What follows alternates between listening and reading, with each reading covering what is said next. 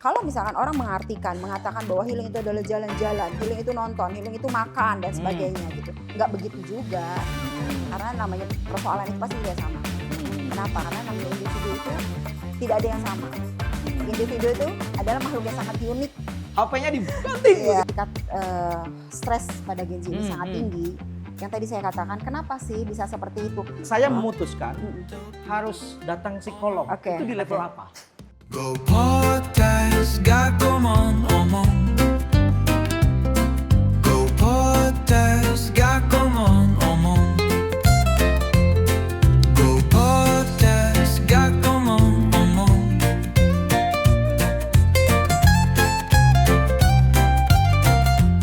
Hai Genasta, kembali kita akan ngobrol-ngobrol di podcast yang memberikan kamu inspirasi, memberikan kamu ruang untuk diskusi, dan tentu ini akan bermanfaat untuk masa depan kamu.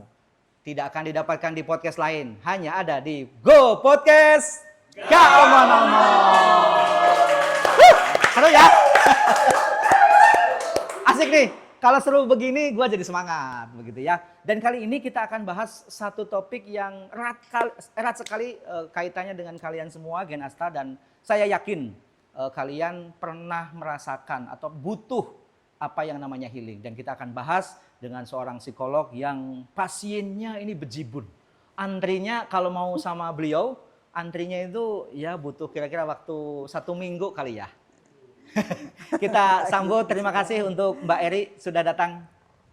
Alhamdulillah akhirnya datang juga ya, walaupun di luar hujan. Betul. Dan kita kali ini akan bahas healing nih Mbak. Karena ternyata kalau saya lihat di scroll di media sosial, banyak sekali Gen Z atau bukan mungkin yang mengaku Gen Z ya. Ibu-ibu tuh, bapak-bapak yang kadang, wah healing dulu guys gitu kan. Habis itu cekrek, foto-foto, makan-makan di mana. Nah, saya pengen mengklirkan. Kita bahas di sini duduk persoalan sebenarnya healing itu apakah benar kaitannya dengan jalan-jalan atau makan-makan, shopping, nonton drama Korea, atau sebenarnya dari sisi kacamata psikolog ada makna yang sesungguhnya healing itu apa? Apa sih healing itu? Apa sih healing itu gitu? Ya seperti yang tadi dibilang oleh Kang Asep, ya saya panggil Kang Asep ya. Iya. Itu sebagian kecil sih ketika apakah healing itu harus jalan-jalan, nonton, itu adalah sebagian kecil dari healing. Jadi sebenarnya ketika kita memaknai apa sih healing itu, gitu ya, secara psikologis healing itu adalah pemulihan. Pemulihan terhadap apa? Terhadap kesehatan mental. Kesehatan mental baik itu di dalamnya ada apa? Misalkan ada trauma gitu. Kemudian ada gangguan stres atau ada gangguan secara emosional. Nah, itulah yang dikatakan dengan healing. Oh, gitu. jadi sebenarnya kayak orang mungkin secara psikologi ada sakit gitu ya, atau lelah atau stres. Lelah secara psikologis gitu ya, misalnya secara psikis gitu. Jadi nah healing ini dilakukannya bertahap. Tidak harus langsung 1 hari selesai healing sembuh gitu kan. Oh gitu. Enggak gitu juga. Enggak kemudian habis jalan-jalan nih, ini langsung sembuh healingnya. Berarti bertahap. Bertahap. Tahapannya apa aja? Tentu kenapa saya katakan tadi bertahap? Yang namanya penyembuhan, proses kan tidak selalu gitu kan ya. Ketika kita bicara healing, tadi yang saya bilang terkait dengan adanya pemulihan terkait dengan adanya masalah terhadap mental, terhadap emosi, atau di dalamnya ada trauma, gitu ya. Nah, itu semua dilakukan melalui proses-proses dan bertahap, tidak tiba-tiba, gitu ya. Oh, jadi kalau misalnya orang ini habis healing, habis jalan-jalan merasa sembuh itu sebenarnya bukan healing ya? Enggak seperti itu. Itu adalah sebagian kecil dari proses healing, gitu ya. Jadi ketika kita sudah menyadari apa sih sebenarnya yang kita rasakan, gitu ya. Maka pemulihan yang dilakukan itu adalah tentu kan sesuai dengan apa yang dirasakan juga kan, seperti itu. Nah, sekarang kalau misalkan orang mengatakan bahwa healing itu adalah jalan-jalan, healing itu nonton, healing itu makan dan sebagainya gitu. Enggak begitu juga gitu. Berarti ada proses-proses itu yang kemudian bisa menyatakan bahwa dia itu harus healing atau tidak, itu siapa Bu yang menentukan Mbak? Ya sebenarnya kalau ketika bicara mengenai mental, mengenai psikis jiwa gitu ya, berkaitan dengan emosi gitu, ya tentu kita sendiri harus menyadari bahwa ketika kita sudah merasa, oh sepertinya saya mengalami sesuatu yang mengganggu mental saya, mengganggu psikis saya, dan sudah mengganggu aktivitas dalam keseharian saya gitu ya. Butuh atau tidaknya healing itu kan diri kita sendiri yang tahu. Oh, berarti yang menentukan butuh healing atau tidak itu diri kita ya, bukan orang lain. Betul, bukan. Kalau justru misalnya kalau jalannya bareng-bareng, sebenarnya misalnya yang butuh jalan atau yang butuh healing itu satu orang. Tapi kadang ini satu kelompok arisan Ikutan jadi healing semua. ikut healing semua. Jalan-jalannya. Itu mah jalan-jalan. Pakai dress code yang sama. Iya. Kemudian apa dari atas sampai bawah itu kan Seragam seragaman, semuanya ya samaan. kemudian kata gitu ini ya. besti-besti begitu. Kalau boleh tahu Mbak, mungkin ya kalau kayak saya orang biasa begitu ya, yang healing mungkin kalau saya butuh ya cuman jalan keluar, makan, itu mungkin sudah bisa mengobati. Kalau seorang psikolog nih, kalau healing itu sebenarnya kayak apa sih? Kan tadi saya katakan ketika healing, bicara gimana seorang psikolog ketika healing gitu ya. Ya tentu setiap manusia pasti kan punya persoalan, punya permasalahan gitu ya. Balik lagi ketika tadi saya bilang, ketika kita menyadari, kita tahu di mana kita saat kita butuh untuk healing, ya ketika psikolog pun sama manusia gitu kan ya, pasti akan ada permasalahan, punya persoalan dan sebagainya. Mungkin yang membedakannya bisa bagaimana cara untuk meregulasi emosinya. Curhatnya kalau psikolog sama siapa nih? Sama psikolog. Oh gitu ya? Sesama Oh, psikolog, iya. Sesama psikolog? Sesama psikolog. Oh. Ya, sesama psikolog kita curhat. Nah, kita juga sama, harus sehat secara mental. Gitu. Apalagi kita mau menolong orang teman-teman gitu ya, individu yang merasa ada sesuatu tentang mentalnya, bagaimana kalau kita tidak sehat secara mental. Nah, Mbak sebagai psikolog, pernah nggak misalnya ada klien sedang konsultasi gitu, Mbak Eri ngasih solusi atas problem-problemnya. Nah, dilalah problemnya itu mungkin sama dengan apa yang sedang dialami oleh Mbak Eri begitu. Pernah nggak merasa ini harusnya gua ngelakuin apa yang gua omongin nih gitu? Sejauh ini sih nggak ada yang sama ya, karena namanya persoalan itu pasti tidak sama. Kenapa? Karena namanya individu itu tidak ada yang sama. Individu itu adalah makhluk yang sangat unik. Berarti persoalan berbeda-beda. Berbeda-beda, tidak ada yang sama. Semua persoalan tidak ada yang sama. Misalnya persoalan pekerjaan nih, stres, itu tetap ininya angle-nya beda-beda. Beda-beda. Judulnya mungkin ya stres gitu, tapi kan di dalamnya semua berbeda-beda. Seperti apa stresnya, bagaimana stresnya, apa yang menyebabkan itu stres dan sebagainya berbeda-beda. Jadi tidak ada yang sama. Sejauh ini sih saya tidak pernah menemukan itu ya. Tidak sama. Berarti dengan adanya beragam problem manusia, kemudian dia konsultasi, berarti itu harus jeli membaca problemnya, kemudian dikasih solusi yang pendekatannya sesuai dengan masalahnya. Ya, betul, tentu saja seperti itu. Tingkat kepuasan ini yang klien-klien gimana nih Mbak selama ini? Apa nih tingkat kepuasan klien? Misalnya dia tadi stres, solusi ini saya harus bagaimana? Dia ketika kembali, wah saya udah seger nih habis konsultasi. Ya, alhamdulillah ya. Ketika mereka terbantu, mereka merasa tertolong. Sebenarnya kan diri sendiri yang menyembuhkan, gitu kan? Nah, diri konsultasi dengan psikolog ini bagian dari healing nggak? Betul, bagian dari healing. Kenapa saya bilang bagian dari healing? Sekarang gini, tadi kan saya katakan ketika yang disebut dengan healing itu apa sih? Kan pemulihan.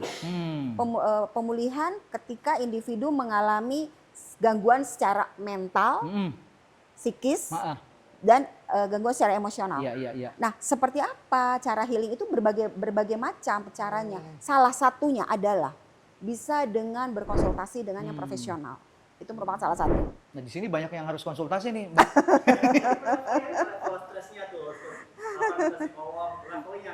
Oh iya, leveling nih Mbak, leveling. Misalnya begini, saya memutuskan harus datang psikolog. Itu di level apa? Ketika sudah memutuskan kapan sih saya sudah membutuhkan bantuan psikolog begitu ya.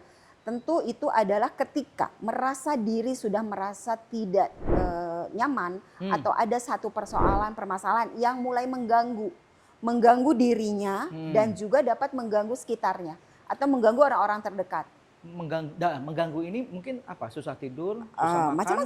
Macam-macam mengganggu. Ketika bicara masalah ketika kita berbicara masalah gangguan secara mental, adanya gangguan emosi, nah itu kan terkait dengan emosional dan sebagainya. Oh, berarti suka kok Macam-macam. tiba-tiba suka marah. Iya. Kalau bapak mungkin sama anaknya, Iya, sama istrinya. iya betul. Kalau anak Gen Z mungkin dia mut-mutan sama orang tuanya. betul. Berarti itu salah satu tanda segera datang ke psikolog. Ya, Begitu ya. betul. Dan saya perasaan belum pernah datang ke psikolog ini. Berarti saya belum pernah stres begitu ya.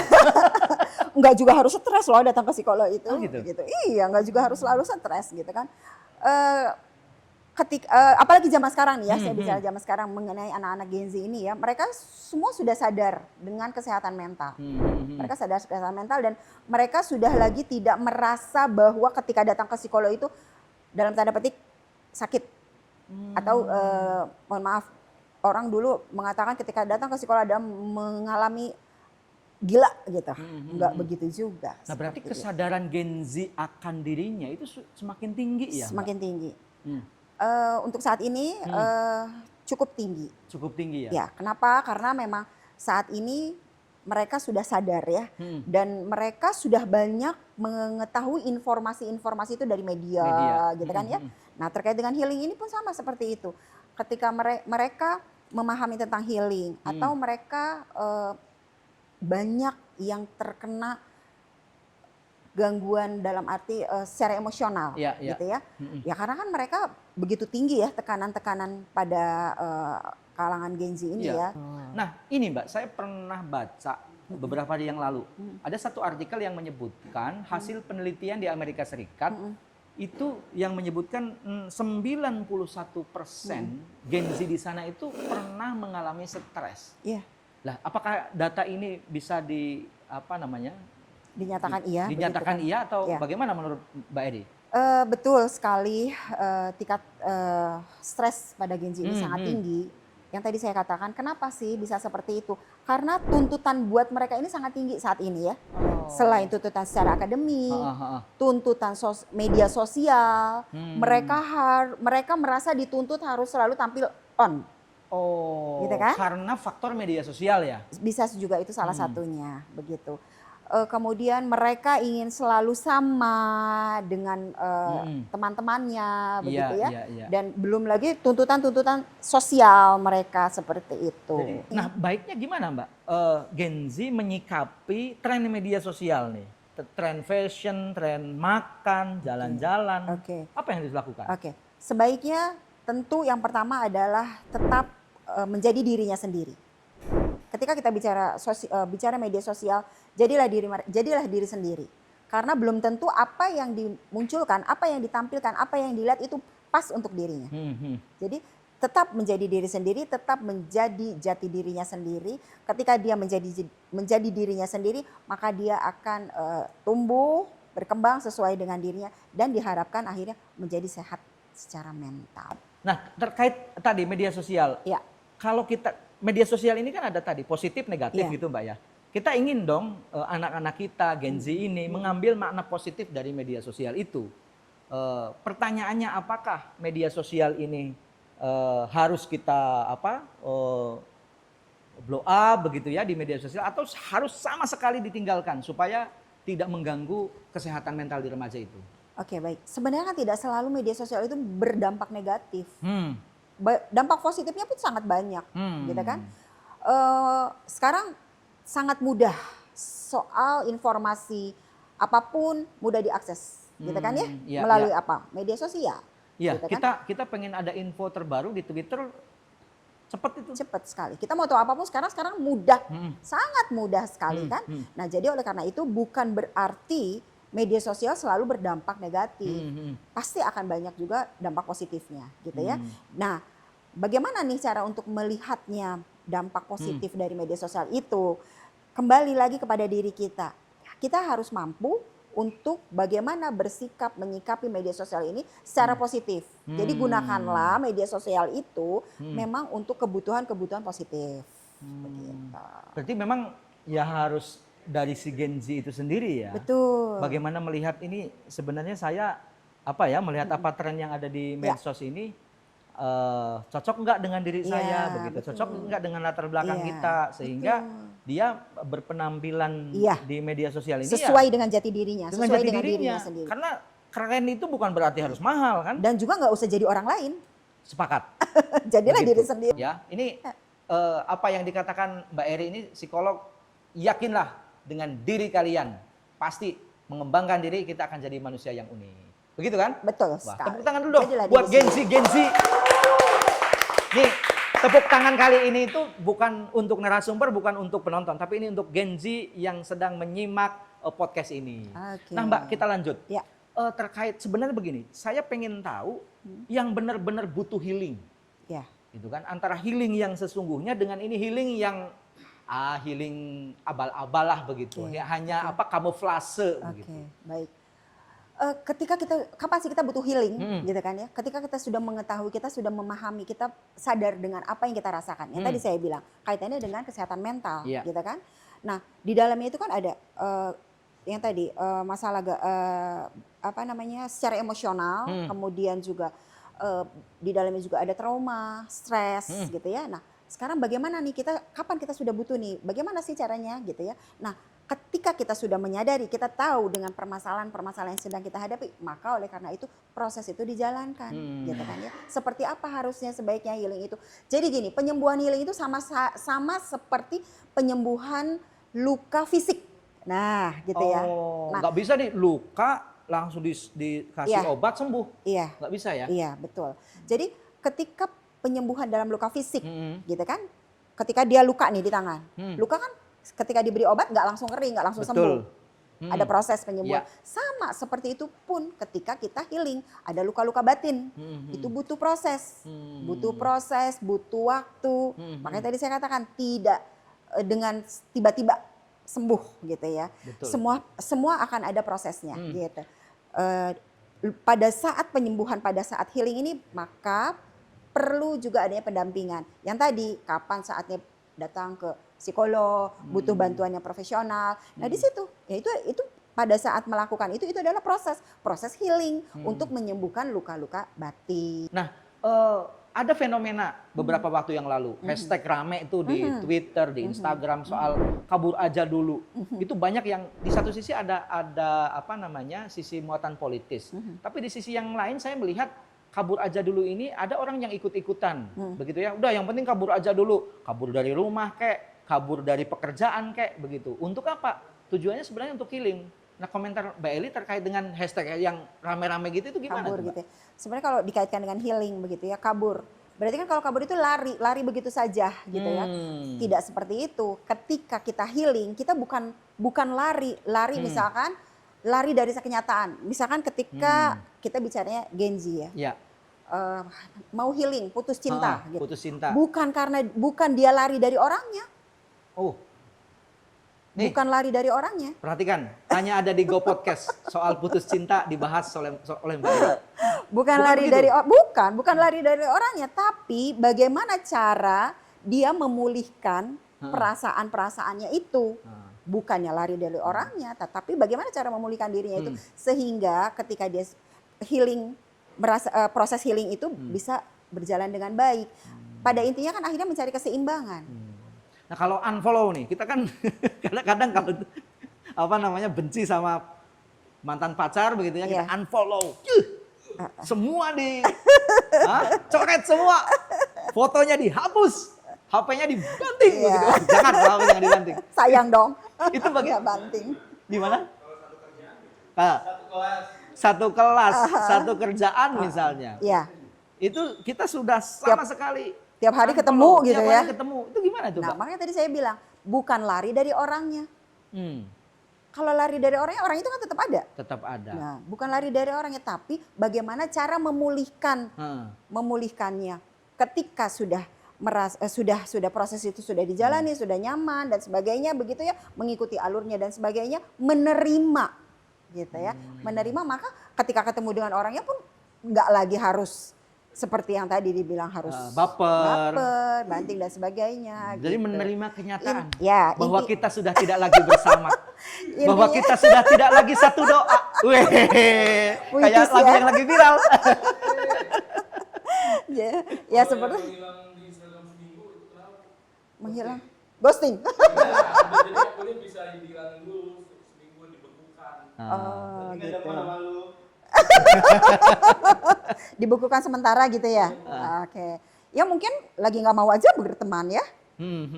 Begitu ya. Nah, berpengaruh nggak Bu terhadap pembentukan mental remaja Dalam proses healing ini? Oh iya, Kalau pasti healingnya tentunya. benar, tentu positif iya, dong betul, ke mental betul, begitu ya. betul sekali, betul. Jadi lakukanlah healing ini secara sehat. Nah, Gitu. tips healing yang sehat dong. Baik. Yang pertama adalah kenali, identifikasikan masalah pada diri. Identifikasi Gitu ya. masalah. Identifikasi masalah. Setelah itu lakukan proses. Lakukan Proses healing. prosesnya. Iya, Tahapannya betul. apa aja tuh, Bu? Tahapannya. Yang pertama adalah tentu menerima.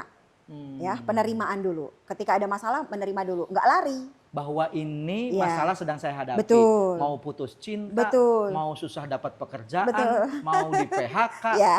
mau dimarahin skripsinya sama dosbing, gitu ya. Itu harus disadari. Sadari dulu, terima dulu. Terima dulu. Terima dulu ya. Terima dulu. Setelah itu ketika sudah bisa menerima, maka seperti apa yang harus dia lakukan? Nah, kan tadi sudah mengidentifikasi masalahnya, maka lakukan proses-proses yang harus dilakukan untuk mendapatkan healing yang sehat. Kalau tahu langsung dilakukan sendiri. Ya. Kalau tidak tahu maka konsultasi. Ke yang ahli, Oh, profesional. Nah Betul. setelah dilakukan nih, ini udah dilakukan. Ya. Ada nggak misalnya mungkin evaluasi yang harus dilakukan? Ini benar nggak nih yang saya Dampaknya lakukan? apa sih gitu Dampaknya ya? begitu. Setelah mampu melakukan healing yang baik, yang sehat Hmm. gitu, diharapkan akan memiliki kestabilan dalam emosi. Gitu. Jadi nggak lagi tuh misalnya mut-mutan Iya, begitu ya, betul. ngambek sama pasangannya, Marah-marah gitu ya. gitu kan. Jadi memang healing yang sehat ini nanti akan berpengaruh pada Pasti. pembentukan mental. Iya, begitu. betul. Maka penting sekali berarti ya Betul. untuk mengidentifikasi Betul, healing yang betul. sebenarnya Iya. dengan healing yang abal-abal Iya, begitu. betul. Ketika sudah betul sekali dan mereka ketika individu ini sudah mampu mengetahui dan mengidentifikasi dirinya dan sebagainya, maka dia tahu apa sih yang pas untuk dirinya. Macam-macam kan. Bisa saja gitu ya mencari kesibukan, bukan sekedar mencari kesibukan tetapi masalahnya masih dibawa nih, Tidak selesai. tidak selesai gitu ya. Makanya tadi penerimaan dulu yang di awal gitu ya. Oleh karena itu tadi adalah penerimaan. Nah, setelah menerima maka bisa menentukan apa sih sebaiknya nih yang harus saya lakukan. Banyak macam gitu. Contoh misalkan ketika melakukan kegiatan-kegiatan yang lebih positif, olahraga begitu ya. Kemudian atau menulis jurnal harian. Oh, begitu. kalau dulu zaman kita ini ya Buku harian. buku harian ya. Wih, curhat itu kalau dibuka aduh, Jadi ketahuan jadi zaman. ketahuan dong. Buku harian ya. Itu bisa zaman juga dulu. ya? Bisa, itu salah satu juga proses. Itu juga salah satu proses dari healing. Nah, kalau ngopi-ngopi nih anak Gen Z sekarang kan doyan banget tuh ngopi. Di mana aja sekarang warung kopi penuh dengan Gen Z itu, Mbak. Nggak apa-apa ngopi-ngopi. Kalau memang sudah bisa memulihkan dari healing itu salah satu juga. Salah satu dalam arti ketika sudah dijalankan semua prosesnya ya nggak ada masalah itu. Boleh bertemu lagi dengan teman-teman, bisa menjadi lebih positif dalam beraktivitas. Karena kan memang secara luka-luka batin sudah mulai teratasi. Teratasi begitu ya. Betul. Nah, Bukan lari. bukan lari, Iya. lari dari kenyataan. Dari gitu ya. kenyataan. Dan memang Gen Z sekarang saya melihat mereka sebenarnya punya tanggung jawab tinggi begitu ya. Iya. Dan mereka bisa memilih Betul. apa yang harus mereka lakukan. Maka peran keluarga menurut saya sih Mbak ya. Oke. Gimana nih harusnya misalnya sebagai orang tua Oke. menyikapi anak yang hari ini ya tumbuh kembang, dia butuh healing, kemudian dia harus memperlakukan seperti apa? Oke, bicara orang tua berarti kembali kepada pola asuh. Pola asuh orang tua. Pola asuh itu sangat penting. Pola asuh itu adalah pondasi awal untuk Iya. anak. Heeh, Gitu kan? Ketika anak keluar berangkat dari rumah. betul. Nah, jadi oleh karena itu pola asuh itu penting sekali. Pola asuh ini juga akan membentuk bagaimana karakter anak. Jadi intinya di keluarga ini ya. Iya. Gitu. Pola asuh penting sekali. Nah makanya kemarin kan viral tuh Ya. yang ada pro kontra Kang Deddy Mulyadi gitu kan. Iya. Yang pendidikan di barak. Ini kayak Ah. pengen, ini usul semua pengen ke barak nih Mbak. Semua masuk barak. Masuk barak begitu. Katanya di sini kadang susah tidur begitu ya. Iya. Nah ini gimana nih pro kontra soal pendidikan anak yang Iya. apa namanya, mungkin kalau Kang Deddy sudah punya role model sendiri Betul, begitu ya. betul. Nah kita kaitkan dengan ini Mbak, soal apa dampak dari keluarga ini.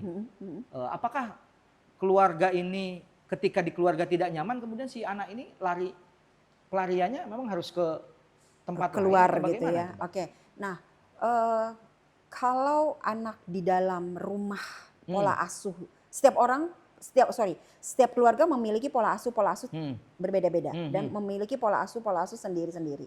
Nah, di dalamnya itu tentu ada berbagai macam yang diberikan oleh orang tua. Ada aturan, gitu kan ya. Ada aturan-aturan, kemudian juga ada konsekuensi-konsekuensi yang harus dilakukan gitu dan sebagainya gitu ya. Nah, itu ketika aturan-aturan yang jelas ada di dalam rumah seperti apa dan disepakati antara orang tua dengan anak, maka anak nggak perlu lari keluar, tapi kan semua diselesaikan di dalam. Semua ada di rumah itu Betul, begitu semua ya. selesaikan Anak di jadi dalam. nyaman ya. Iya, betul Jadi sekali. sebenarnya prinsip tadi kedisiplinan, soal suri tauladan, Iya. contoh itu Iya. sebenarnya dimanapun bisa. Betul.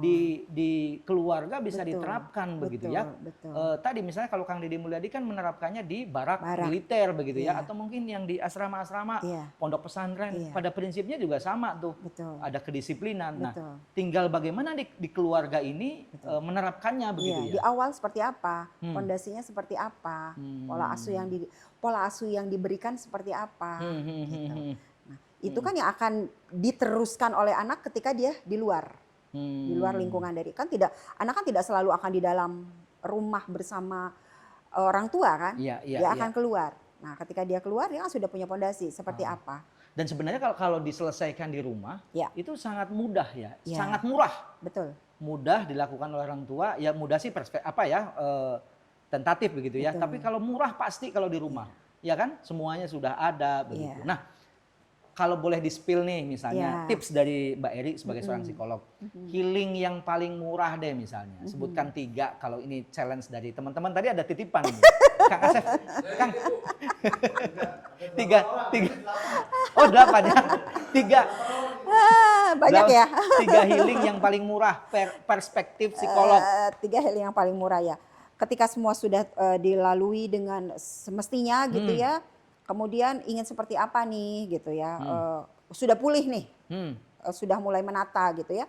Bisa dengan olahraga. Olahraga. Gitu kan, oke. bisa olahraga. Kemudian menikmati hobi-hobi. Mengembangkan, mungkin akan lebih berkembang gitu ya, mengembangkan hobi.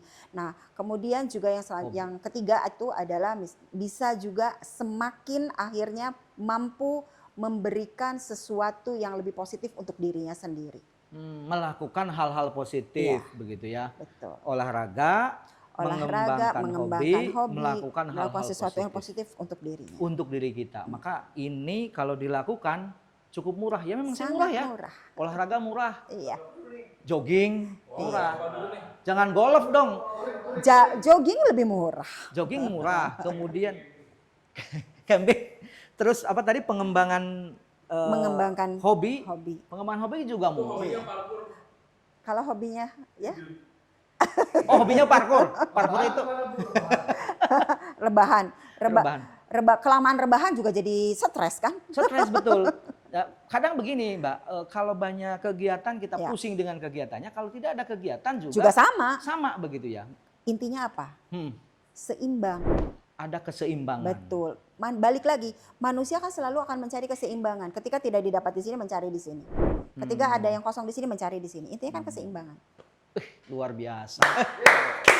Ajib. Jadi keseimbangan ini penting. Penting sekali. Nah maka ya kalau Gen Z yang ada di luar sana sih menurut saya ya hari ini kalian sudah cerdas-cerdas. Tadi disampaikan sama Mbak Eri, kalian adalah generasi yang paham dengan kondisi kalian. Nah apa yang harus kalian lakukan? Maka healing itu bisa jadi pengobat. Betul. Bagaimana menyembuhkan supaya Gen Z Luka. ini bisa tumbuh mengisi jadi generasi emas di 2045. Ya. Nah terakhir nih saya pengen tahu. Kira-kira bayangan atau harapan Mbak Eri terkait dengan Gen Z di 2045, ekspektasinya seperti apa? Tentu saja mereka para Gen Z ini merupakan individu yang berani ya. Dalam arti berani di sini adalah positif. Mereka berani untuk mengungkapkan pendapat, mereka berani untuk melakukan terobosan yang baru, dan mereka berani berkreasi, mengembangkan kemampuan-kemampuan yang mereka miliki. Itu saja seperti itu. Oke, Gen Asta, berikut tadi obrolan kita terkait dengan healing. Semoga ada manfaatnya dan saya yakin ada manfaatnya. Karena beliau ini psikolog yang punya slogan seperti Pegadaian. Mbak Eri ini slogannya mengatasi masalah tanpa masalah. Keren ya. Begitu ya.